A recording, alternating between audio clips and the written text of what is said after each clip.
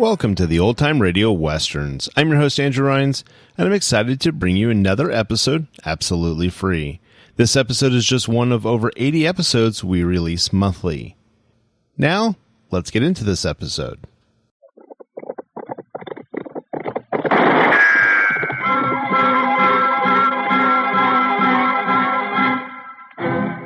Around Dodge City and in the territory on West, there's just one way to handle the killers and the spoilers, and that's with a U.S. Marshal and the smell of Gunsmoke.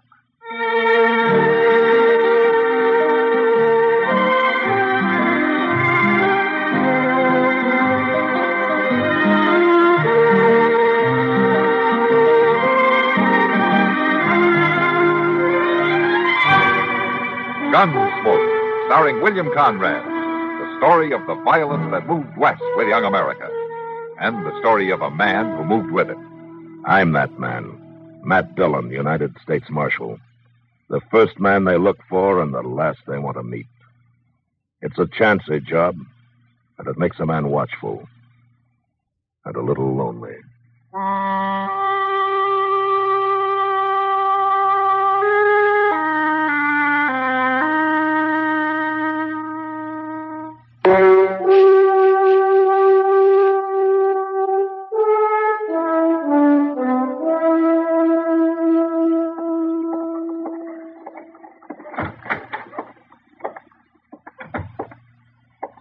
Matt? Oh, Matt, where are you? Is that you, Doc? Sit down. I'll be right in. Thank you.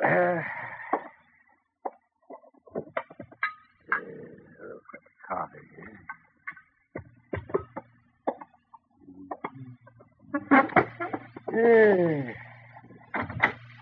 How are you, Doc? How's the coffee? Fine, fine. Pour yourself a cup. Well, gee, thank you. What were you doing out there, Matt? Watering the prisoners? I haven't got any prisoners now, Doc. Oh, then you're falling down on the job. Offhand, I can think of a dozen men around Dodge that ought to be in jail. Well, you give me a list. I'm going to need somebody to bring to trial next week. You are? Well, what do you mean? Well, there's a new circuit court judge coming. He's going to be disappointed if there's nothing for him to do. A new judge? What happened to Judge Brookings? Well, he just needed help, I guess. After all, he has to cover about the whole of western Kansas. Well, who is this new man? What's his name? By the name of Stokes. Judge Stokes. That's all I know about him. Stokes. I hope he's a good one. I've seen some remarkably unlearned judges in my time. Well, it's not an easy job, Doc. And out here, it doesn't pay enough to make it worthwhile to most men. You know, Judge Brookings could probably do twice as well back east. And so could I, man. I know, Doc, but then you wouldn't have anything to complain about. And if you didn't have anything to complain about, you would just shrivel up and die. Well, at least I wouldn't go to the pauper's grave I'm headed for now. Say, Doc, how about loaning me $100, huh? $100? Oh. Good morning, Homer. Hello, Mr. Dillon. Chester? Chester. Who's this you got? Well, this is Homer Tisdale, Mr. Dillon. There's a complaint against him. Oh, complaint? Yes, sir. You know Van Walcott, who's took over that little store next to the stage office? Yeah, I know him. Well, sir, he's coming over here in a few minutes. He claims Homer was trying to rob him. Oh. I figured it'd be best to settle a thing right here with you. Yeah. Were you trying to rob him, Homer? Yes, sir. I see. With a gun or what? No, sir. No, I ain't got no gun. You were trying to steal something out of his store, then, is that it? Yes, sir. Where you from, Homer? I haven't seen you in Dodge before. No, sir. I've been homesteading, Saline River. But I got starved out. I had to quit. I didn't have no luck at all. Yeah. Well, you sure don't look as though you'd been eating very regular. No, sir, I ain't. Well, you got him here. Well, of course I got him here, Wolcott. Dirty little thief. Marshal, I want to sign a complaint against this man. Mr. Walcott, you've been in Dodge about a month now, haven't you? What's that got to do with it? Well, back east, I guess they're a little more formal in the way they handle things. Now, why don't you just tell me what happened, huh? Well, I was next door at the stage office talking to Jay Buford. We heard a crash over in my store, something falling. So we run out, and there he was. We caught him red-handed, Marshal. Caught him doing what? Stealing, that's what. You haven't told me what he stole. He had a whole handful of potatoes, Marshal. Man's a thief. He belongs in jail. A whole handful of potatoes. Is that true, Homer? Is that what happened? Yes, sir, Marshal. Yes, sir, it's true. I was hungry, and I seen the potatoes. I thought he wouldn't miss a couple. I could pay him back later. Man who steals belongs in jail. Look, Walcott, he shouldn't have done it. I admit that, but... Then throw him in jail. But I can't do that. Why? Well, for one thing, Chester and I have to ride up to Fort Larned for a few days, and there wouldn't be anybody here to watch him and feed him. Leave him some water. That's all he needs. Chester, Yes, sir. you take Homer over to the Long Branch. Maybe Sam Noonan can put him to work sweeping out or washing glasses or something, huh? Now, look here, Marshal. You ain't going to make a fool of me. Get going, Chester. Marshal, I'm telling you... Mr. Walcott, why don't you get back to your store? Maybe somebody's found a few pennies and wants to buy that handful of potatoes.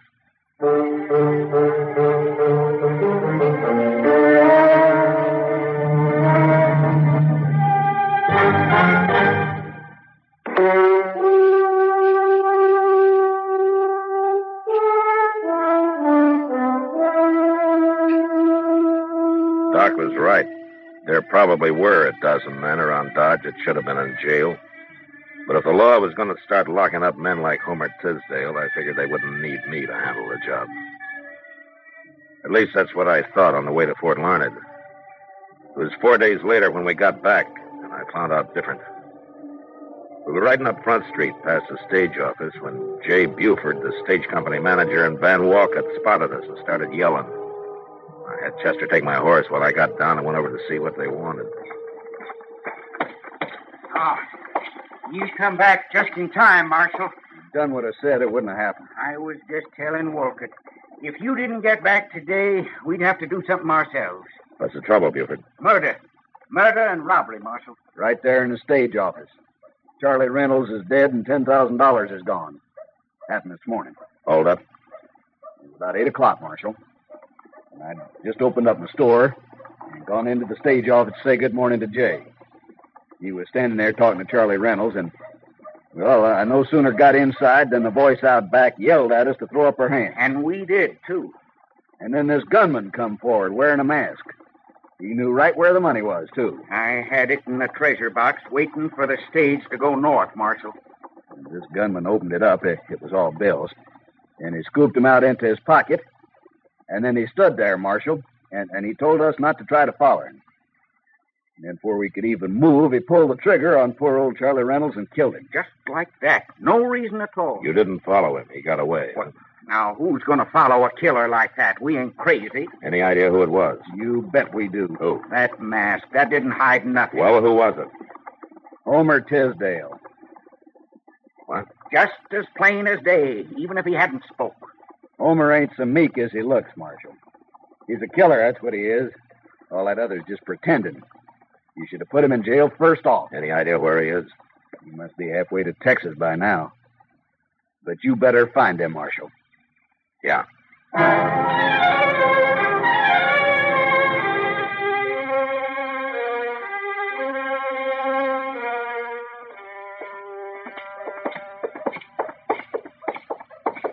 Yeah. That Homer's a mighty cool one if he is still in Dodge, Mr. Jones. Maybe he hasn't heard about it yet, Chester. You don't think he did, do you?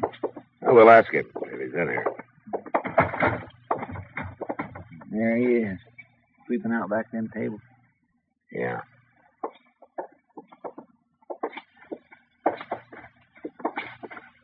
Oh, Marshal, Chester. Oh, Homer? The fella's looking for a drink. It ain't 10 o'clock yet. Homer, Hmm? how long have you been here? Oh, come into work about 8:30, Marshal. Why? Where were you before that? Out back. Sam leaves me sleep in that shed he's got out there. Homer, can you prove that you were out there at 8 o'clock this morning? Prove it? Did anybody see you? Well, no. No, nobody ever come out there. Why, Marshal? Well, the stage office was robbed this morning, and a man was shot and killed. No. Jay Buford and Van Walcott witnessed it. Yeah. They say you did it. Me? They're willing to swear to it. Well, I didn't rob them. I didn't kill nobody. I wouldn't do nothing like that, Marshal. You don't believe them, do you? Doesn't matter what I believe, Homer. There are 2 witnesses. You haven't even got an alibi. Well, I was right out back there, Marshal. I was eating a little bread and some bacon that a fellow Will you gave promise me. me something, Homer? Well, sure, Marshal. What? You promise me that you won't leave Dodge. I'm in bad trouble, ain't I? Yeah. Well, I won't run. I promise. 3 days later, Judge Stokes' circuit brought him to Dodge. I went over and talked to him about Homer Tisdale. And it was like talking into a rain barrel, or rather a whiskey barrel. The judge seemed to have more interest in corn liquor than in the law.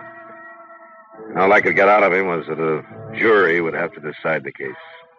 So the following Monday morning, court was opened in an old dance hall across the railroad tracks. The jury was sworn in, and Judge Stokes took over.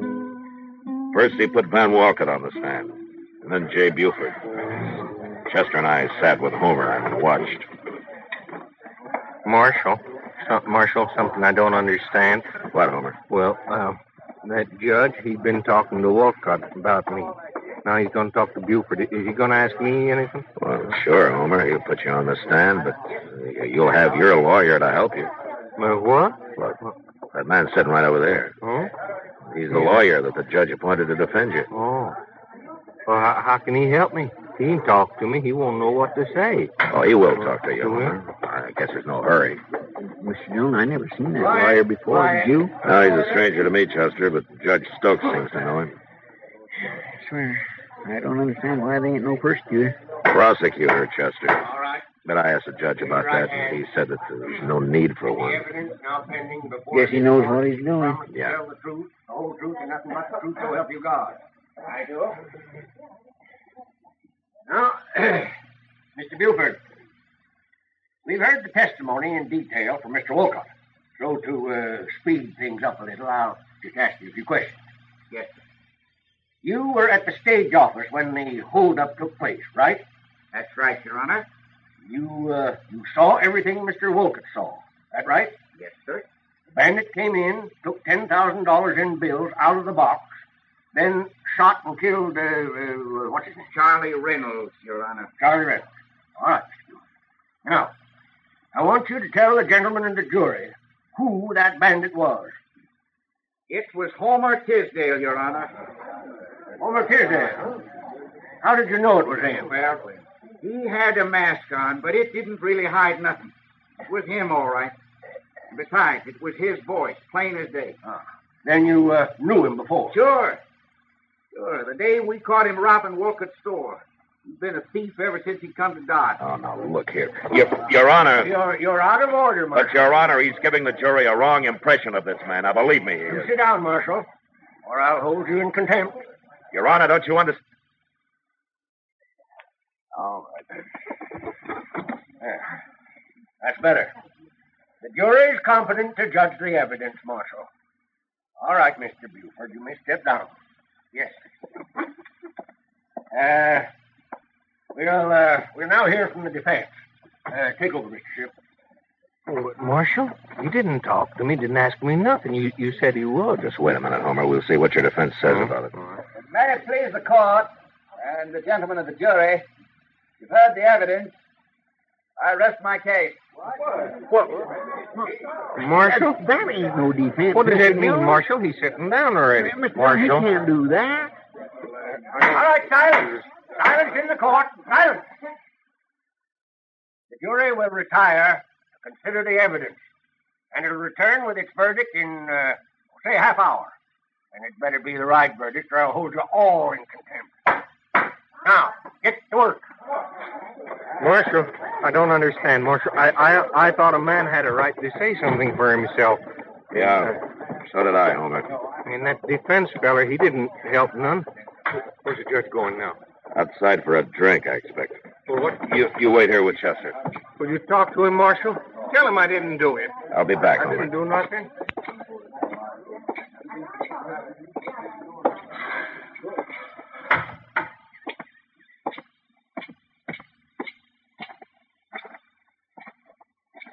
Oh. Have a nip, Marshal? No, thank you, Judge. I always like to get the jury out. Gives a man time for a little refreshment.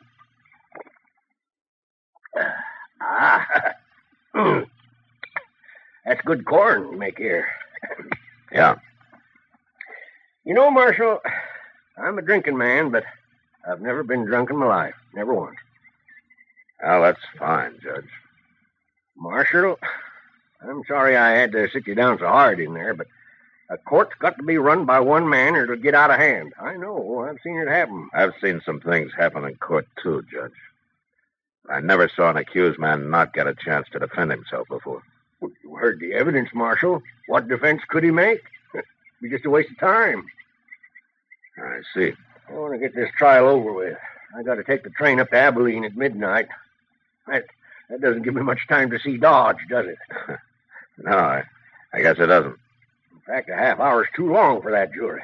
I'm going to call him back now. You'll excuse me, Marshal? Sure, Judge, sure. Maybe you'll change your mind and have that drink with me after, huh? Yeah, Judge. Maybe.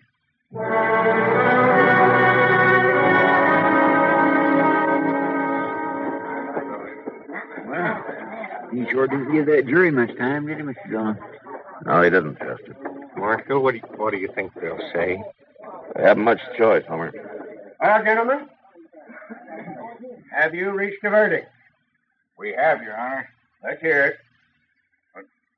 We find the defendant, Homer Tisdale, guilty. Homer Tisdale? I ain't guilty, Marshal. Stand up. I didn't do nothing. Stand up, Homer. Go on. It ain't fair. Homer Tisdale, you've been found guilty. Where's the money? What did you do with that $10,000? I ain't got it, Judge. I didn't take it. Honest, I didn't Silence! take it. Since you won't tell us where you buried that money, I'm going to sentence you. For robbery, you get 20 years in prison. 20 years. But you'll never serve 'em, Homer Tisdale. You're a double-dyed monster, and your hands are steeped in human blood. Creatures of your like aren't fit to live. Away with you. And for murder, I sentence you to be hanged by the neck until you are dead. Court dismissed. Marshal, did you hear him? Did you hear what he said? I declare I never seen nothing like this. There might just as well not have been no trial at all. Take Homer to jail, Chester, and keep him there. Well, it ain't right, Mr. Dillon. It just ain't right at all. Do it, Chester. Yes, sir. Where are you going? I'm going to have a drink with Judge Stokes. What? Yeah.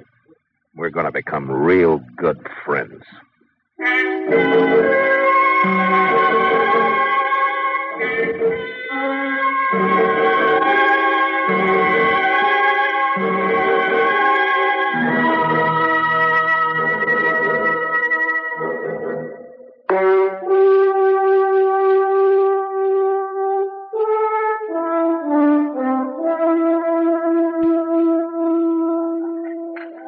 Have another drink, Judge?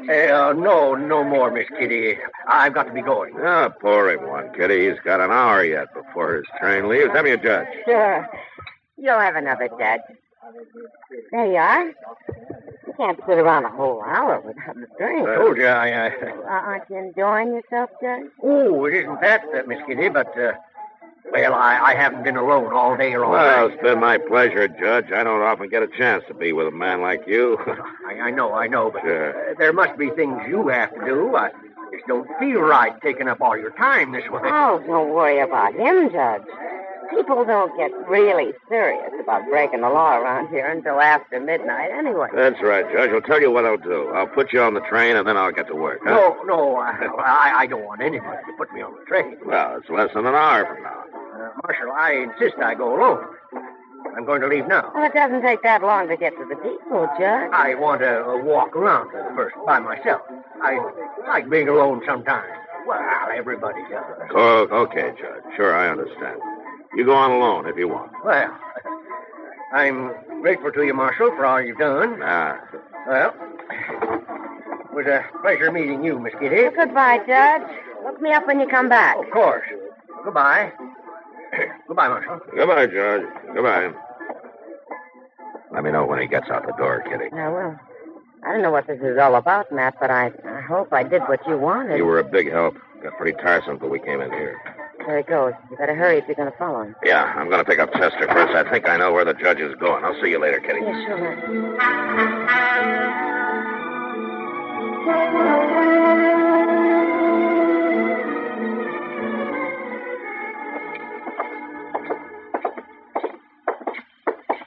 I declare must have drove him crazy, Mr. Dillon. You dogging him around that way. I worried him some, Chester. That's how I knew I must be right. Here we are. We better walk through the side window there, and they'll see us. Yeah.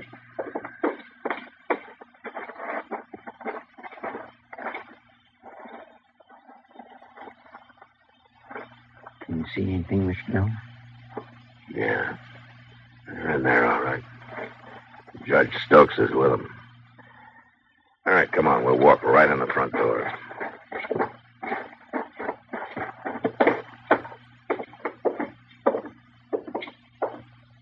You get to one side when we go in, Chester. Yes, sir. Wait, Gillen! What are you doing here?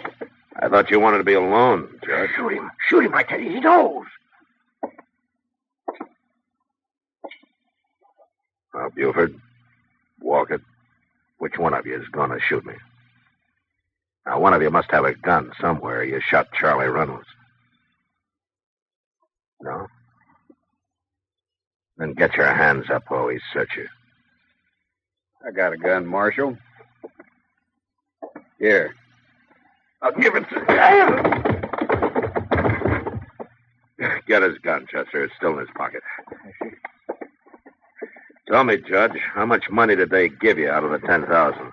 I don't know what you're talking about, Marshal, but I'll have you in court for this. Oh, I'll be in court with you and in front of Judge Brooking.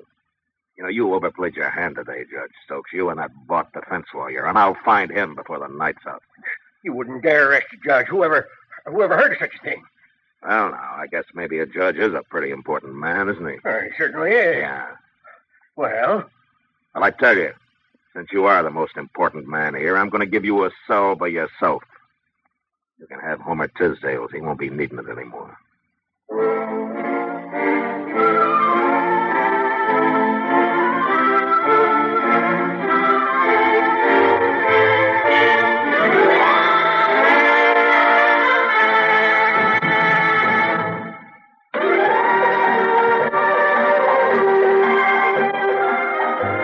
Gunsmoke. Produced and directed by Norman McDonald, stars William Conrad as Matt Dillon, U.S. Marshal. The story was specially written for Gunsmoke by John Meston. Featured in the cast were Lawrence Dobkin, Vic Perrin, Joseph Kearns, and Harry Bartell.